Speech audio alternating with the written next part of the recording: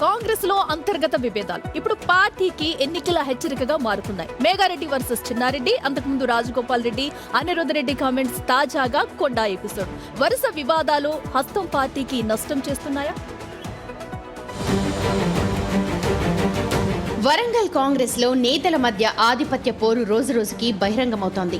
చిన్నారెడ్డి మేఘారెడ్డి వివాదం, కొండా కుటుంబం ఎపిసోడ్తో పార్టీలో అసమ్మతి మరింత స్పష్టంగా కనిపిస్తోంది.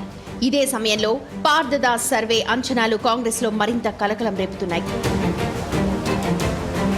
ఇప్పటికిప్పుడు ఎన్నికలు జరిగితే వరంగల్లో కాంగ్రెస్ కు ఒక్క సీటు కూడా రాదని ఆ సర్వే రిపోర్ట్ ఇప్పుడు రాజకీయంగా హాట్ టాపిక్ అయింది. మరి ఈ అంచనాలను కాంగ్రెస్ కేవలం సర్వే ఫలితంగానే చూస్తుందా, లేక పార్టీలో పెరుగుతున్న విభేదాలకు ఇది ప్రమాద హెచ్చరికగా అనుకుంటుందా? ఎన్నికలకు ముందే నేతల మధ్య విభేదాలు ముదిరితే బీఆర్ఎస్ కు అది రాజకీయ వరంగా మారే అవకాశం ఉంది. క్యాడర్ బలంగా ఉన్నా నాయకత్వం ఒక్కతాటిపై లేకపోతే అనుకున్న ఫలితం కష్టమే. అందుకే ఈ గొడవలకు ఇప్పుడే చెక్ పెట్టకపోతే వరంగల్లో కాంగ్రెస్ భారీ మూల్యం చెల్లించుకోవాల్సిందేనా అన్న ప్రశ్నలొస్తున్నాయి.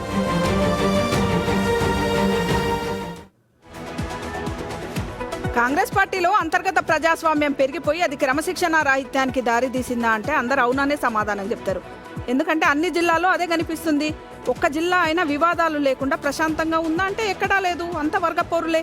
వనపర్తి చూస్తే మనకు చిన్నారెడ్డి వర్సెస్ మేఘారెడ్డి, అటు మంచిర్యాల చూస్తే వివేక్ ఫ్యామిలీ మొత్తం వివేక్ వెంకటస్వామి, వాళ్ళ అన్న వినోద్ వెంకటస్వామి, తర్వాత వాళ్ళ అబ్బాయి వంశీ వర్సెస్ ప్రేమ్ సాగరు.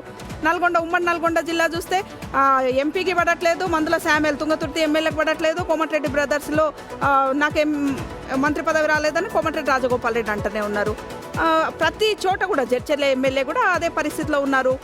మరి కొండా సురేఖకు సంబంధించి చూస్తే ఉమ్మడి వరంగల్ జిల్లాలో దాదాపు 12 నియోజకవర్గాలు ఉంటే 12 నియోజకవర్గాల్లో 11 మందితోని విభేదాలే ఉన్నాయి. నాయన్ రాజేందర్ రెడ్డితో పడదు, రేవూరు ప్రకాష్ రెడ్డి గారితో పడదు, మన కడియం శ్రీహరి గారితో పడదు, ఎంపీ కడియం కావ్యతో పడదు. అంటే ఎక్కడ చూసినా విభేదాలే. వీటికి తోడు మళ్ళీ కొత్త కాంగ్రెస్ నేతలు, పాత కాంగ్రెస్ నేతలు. ఎక్కడికక్కడ ఇన్ని విభేదాలు ఉంటే రాబోయే రోజుల్లో ఎట్లా ముందుకు పోతారు? ఈరోజు పొలిటికల్ ఛానల్కే వాళ్ళు సర్వే చేసిరు. ఉమ్మడి వరంగల్ జిల్లాలో ఇప్పటికిప్పుడు అంటే ఓటర్స్ మైండ్ సెట్కి సంబంధించి వాళ్ళు ఒక శాంపిల్ సర్వే చేశారు. ఆ శాంపిల్ సర్వే ప్రకారం ఇప్పటికిప్పుడు ఎన్నికలు వస్తే క్లీన్ స్వీప్ బీఆర్ఎస్ చేస్తుందని చెప్పారు. ఇప్పుడైనా మేల్కోవాలి కదా. ఒక్క ఆ జిల్లా అని కదా, ఏ జిల్లాలు చేసినా కూడా సర్వే రిపోర్ట్ అట్లే వస్తుంది. కాంగ్రెస్ పార్టీ గెలవదు, అంతర్గత విభేదాలు చిచ్చు పెడుతున్నాయని. ఇప్పుడైనా పిలిపించి మాట్లాడాలి, తీవ్ర చర్యలు తీసుకోవాలి. అంతేకాకుండా ఇట్లా లీనెస్ ఇస్తే ఎట్లా? మంత్రులకు పడదు, మంత్రులకు ఎమ్మెల్యేలకు పడదు, ఎమ్మెల్యేలకు పడదు. ఇన్ని విభేదాలు ఉంటే కాంగ్రెస్ పార్టీ ఎట్లా ముందుకు పోతుంది? మళ్ళీ రాబోయే రోజుల్లో 2034 వరకు మేమే కాంగ్రెస్ పార్టీ అధికారంలోకి ఉంటుంది అని చెప్పినప్పుడు అందరు ఎంత ఐకమత్యంగా ఉండాలి? ఒక్కసారి 2023 నవంబర్ 30 ఎన్నికలు జరిగినాయి కదా, నవంబర్ 1 గుర్తు తెచ్చుకోండి. ఎంత కసితో పనిచేశారు, అధికారంలోకి కాంగ్రెస్ పార్టీ రావాలని కలిసికట్టుగా ఎంత ఐకమత్యం చూపారు. మరి ఆ ఐకమత్యం ఇప్పుడు ఎందుకు లేదు? ఐకమత్యం లేకుంటే ఇట్లాంటి విభేదాలే వస్తాయి. కాంగ్రెస్ పార్టీని ఎవరో ఇబ్బంది అంటారు కదా, చాలా మంది కూడా సెటైరికల్గా అంటారు, కాంగ్రెస్ పార్టీని ఎవరో ఇబ్బంది పెట్టాల్సిన అవసరం లేదు, వాళ్ళని ఎత్తిన వాళ్ళే భస్మాసుర హస్తం పెట్టుకుంటారు. ఇప్పుడు అన్ని జిల్లాల్లో అదే జరుగుతుంది. మీరు దగ్గరుండి ప్రతిపక్షాలకు ఇగో మా ఆయుధాలు ఇవి, మమ్మల్ని దాడి చేయండి అని మీరే ఇస్తున్నారు. ఇట్లాంటప్పుడు అధిష్టానం ఇన్వాల్వ్ కావాలి. ఇది చాలా సీవియర్ ఇష్యూ ఇక్కడ తెలంగాణలో జరుగుతున్నది. ఇప్పుడు వరంగల్ విభేదాలు ఇటు గాంధీ భవనే అలాగే ఢిల్లీ వరకు చేరుకున్నాయి. సో ఎందుకంటే ఎక్కడ కూడా ఎవరికి వారు తగ్గట్లేదు. సో ఇలాగే కంటిన్యూ అవుతే నిజంగా పార్టీకి నష్టం కలిగే ఛాన్సెస్ అయితే క్లియర్ కట్ గా కనిపిస్తున్నాయి. ఇప్పుడే చిన్నారెడ్డిపై కంప్లైంట్ ఇవ్వడానికి అటు మేఘారెడ్డి ఢిల్లీకి వెళ్లారు, ఖార్గేని కలిశారు. ఇక్కడేమో చిన్నారెడ్డికి నోటీసులు ఇస్తే, షోకాజ్ నోటీసులు ఇస్తే దానికి అట్లీస్ట్ కనీసం ఆన్సర్ చెప్పకుండా అటు నిరసనకారులతో వచ్చి, కార్యకర్తలతో వచ్చి షోకాజ్ నోటీసులు వెనక్కి తీసుకోవాలని కోరుతున్నారు. ఇది ఎంత మాత్రం కూడా కరెక్ట్ కాదు.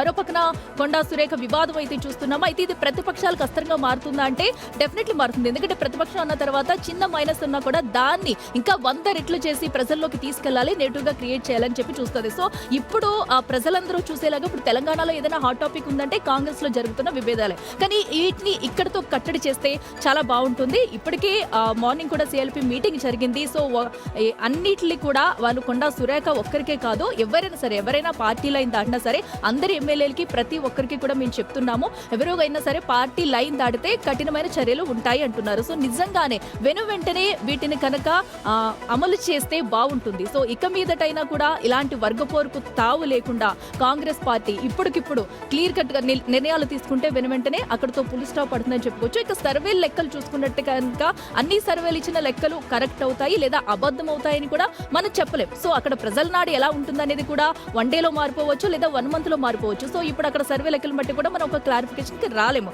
సో నిజంగా ఇప్పుడు అన్నట్టు ఆ వర్గపోర్ను ఏదైతే అధిష్టానం క్లియర్ కట్ చేసుకుంటే బాగుంటుంది. అంటే అఖిల ఇక్కడ ఒక చిన్న ఇంటరప్షన్. ఇప్పుడు ఈ పొలిటికల్ చాణక్య సర్వే చాలా ప్రామినెంట్ సర్వే మన తెలంగాణలో కూడా. కాంగ్రెస్ పార్టీ అధికారంలోకి రాకముందు 2023లో కూడా కాంగ్రెస్ పార్టీ గెలుస్తుంది, 68 స్థానాలు వస్తాయని చెప్పింది ఈ సర్వేని. పొలిటికల్ చాణక్య చాలా ప్రామినెంట్ సర్వే.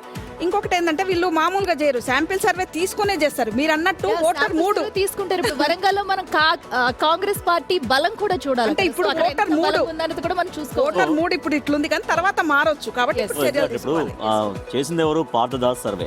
ఆయన సునీల్ కనుగోలులో ఆ టీంలో పనిచేసినటువంటి వ్యక్తి.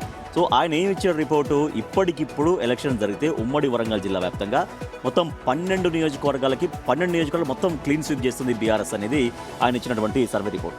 ఇది కాంగ్రెస్ పార్టీని, కాంగ్రెస్ ప్రభుత్వాన్ని భయపెడుతున్న సర్వే అయితే ఎట్ ద సేమ్ టైం బీఆర్ఎస్కి ఒక 1000 ఏనుగుల బలాన్ని ఇచ్చినట్టుగా ఈ సర్వే మనకు కనిపిస్తుంది. ఎందుకంటే ఉమ్మడి వరంగల్ జిల్లా ఒకప్పుడు బీఆర్ఎస్కి మంచి స్ట్రాంగ్ కంచుకోట.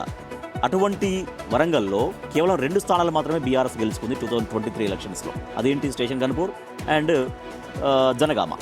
దాంట్లో స్టేషన్ గన్పూర్ నుంచి ఎమ్మెల్యేగా గెలిచిన కడియం శ్రీహరి కాంగ్రెస్లో జాయిన్ అయ్యారు, అది వేరే విషయం.